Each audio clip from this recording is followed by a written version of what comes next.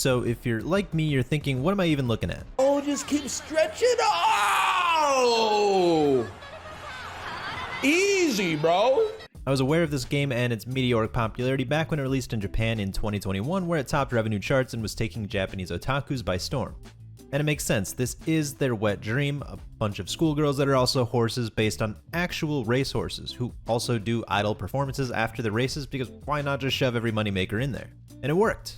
I didn't really know what to expect out of a Horsegirl racing sim, but it's easy to see why it's so addictive. Basically, the premise is you burn a bit of stamina to run through these little campaigns where you'll go and raise a racer that you own.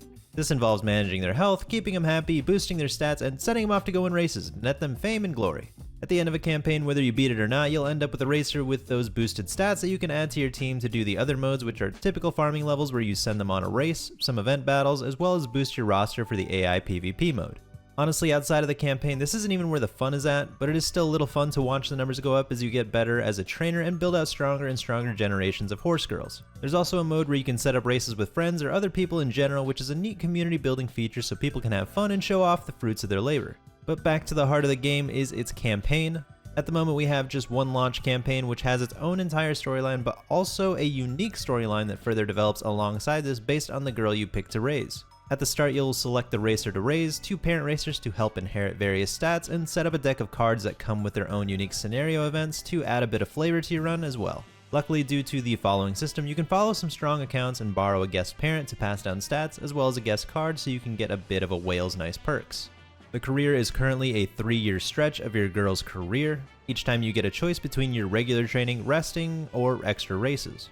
These all take up about a week or 2 of time in game, if I remember right. Throughout the campaign, you'll also get random events based on your selected cards as well as the campaign itself. Overall, the tone of all these storyline and events are very campy, give you a better glimpse at all of the various racers and other NPCs' lives, goals, and personalities, and I think it's done very well.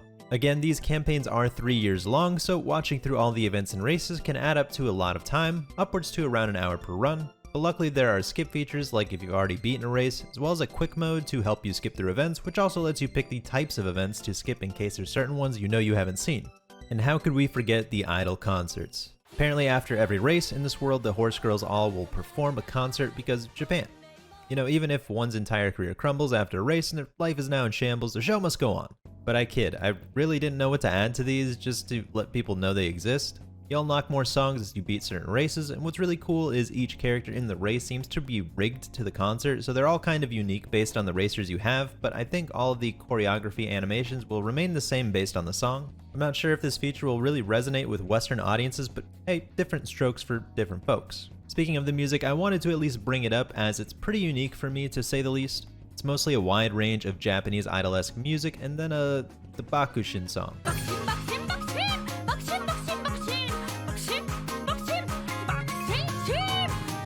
Deeper into the nitty-gritty of everything else the game has to offer are the actual main storyline and various side stories, which are all basically brief visual novelesque scenes, sometimes some pretty easy NPC races sprinkled in there as well. There's a club mode which I believe will serve a stronger purpose in the future through events, but at the moment it's just a little hangout hub where you can request some materials and send some for club coins. As far as progression goes, each pullable racer has different versions. They can have their star level upgraded using shards and potentials that are increased with materials earned primarily in events and doing careers. These offer some base stat boosts, some additional levels on their ult skills, and unlocking new available skills to learn in the campaign. Yes, a classic shard system everybody knows and loves. So far I've only seen these in the gacha from dupes, of course, and randomly in pop-up shops you get every day for doing your daily farm races. Onto support cards, which honestly are going to be the bread and butter of what you'll want to build and be pulling for, can be leveled up as well as uncapped, but this time with just straight up duplicates. In the future, I think there will be a means of getting generic dupes, but don't quote me on that. Even if it doesn't exist yet, it wouldn't surprise me at some point with these games. Uncapping these cards will boost the cap level that they can go to, which provides some pretty big boosts all around as they affect so many things throughout building your dream Horsegirls in her career. This is going to be a huge separation between free-to-play players as well as whales, so why don't we get into that a little bit? Starting off with buying currency, there are very few packs that aren't just straight up gems to do more pulls, so primarily it'll be just buying out flat out gems, which is already not very low spending friendly. The biggest value you can get is their monthly pass, which offers over the course of a month 2,000 gems, 500 being considered paid. This is one multi and some change, as a multi is 1500, and for fun, looking at their most expensive pack, you can get 7500 gems for $70 US, and that's the limited amount boosted one. So being generous, the highest value pack you can get is 3 multis at $70. To give this context, we need to understand the gacha system. The highest rarity for both the racers and support card gacha have a rate of 3% per pull. This game uses a bit of an old school Japanese system where you spark the rate up at 200 pulls, meaning you pull 200 times on a banner. Those are now 200 exchange points, and you can go pick the rate up you want. These points will expire going into the next banner. No carryovers or soft pity that the Hoyo games have gotten people more accustomed to. This means from a pure money perspective, it will take somewhere in the ballpark of $300 to $500 to guarantee one rate up. This wouldn't be the craziest thing, the price point isn't too wild compared to other games, but here, because duplicates have such a huge margin of difference, there's really not much contest between free-to-plays and whales. I think this is going to be the biggest negative about the game, honestly, as the rest is, for the most part, pretty well polished and pretty damn fun. I don't think this discrepancy should deter people from giving the game a shot, just letting people know to have an idea of where they'll be swinging from. So let's wrap up with some final notes to hopefully convey a little more of what I think makes Umamusume unique and worth your time. First up is the overall feel of the game. I feel like there's not enough training sim games out in the world, as I've personally grown up on a few of the classics this game really makes me nostalgic for. I'm talking like Digimon World 1 and, even more important, goddamn Monster Rancher.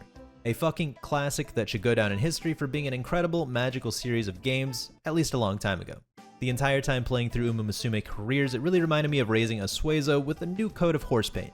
Instead of monsters, we've got Horsegirls, and instead of battling in tournaments, we have racetracks. Next is the character of the game, and I mean from booting into the home screen to playing out the stories of every heroine. Each character has their own goals and ambitions, and it's all conveyed in a nice, neat package without overstaying its welcome and showcasing off the varied personalities in a way I feel most games fail to. Of course, these are anime girls, so they'll lean into tropes, but I think they're all interesting, and it almost never feels like it isn't worth the read at least once. Except Goldship. I get her appeal, but she actually just kinda got annoying for me. Now, without gassing this game up to no end, I do have some minor gripes outside of the gacha.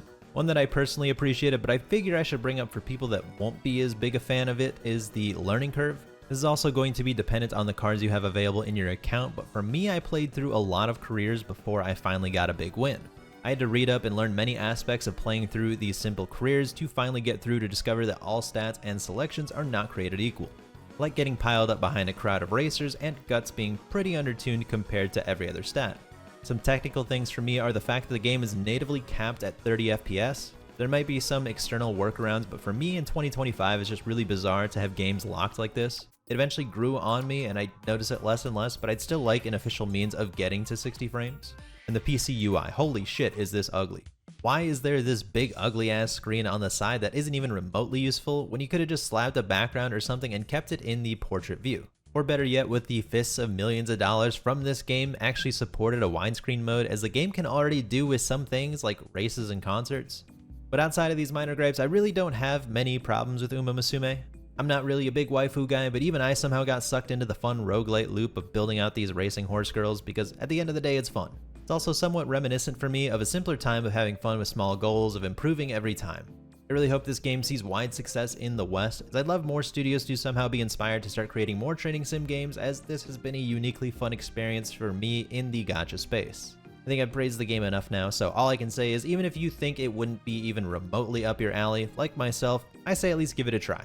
Thanks everyone for watching as always, take care, and I'll see you in the next one.